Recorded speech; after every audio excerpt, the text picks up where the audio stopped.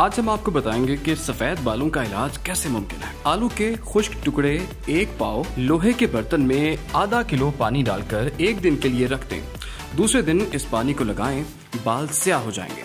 चंद हफ्ते चंद महीने ये टोटका जरूर आजमाएं। काले और लंबे बाल करने के लिए नारियल का तेल मुट्ठी भर मेहंदी के पत्ते में डालकर उबाल लें। रोजाना बालों पर लगाने से बाल लंबे और घने हो जाएंगे। चेहरे पर अक्सर दानों के ठीक हो जाने के बाद दानों का निशान बाकी रह जाता है, तो चेहरे पर दानों के लिए रोगने जैतून और रोगने कद्दू को बराबर बाउल में डालकर गाल का मसाज करें और तब तक मसाज करें जब तक धब्बे दूर ना हो जाएं। लीमू के छिलके पीसकर दूध में डालकर मिलाएं और रात को सोने से पहले चेहरे पर लगाने से दाग धब्बे हल्के दूर हो जाएंगे। ताज़ा दूध में ग्लिसरीन डालकर चेहरे पर लगाने से जिल्द निखर जाती है।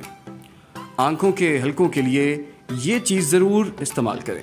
मलाई में चंद कतरे लेमन का रस मिलाकर चेहरे पर लगाने से हल्के दूर हो जाते हैं।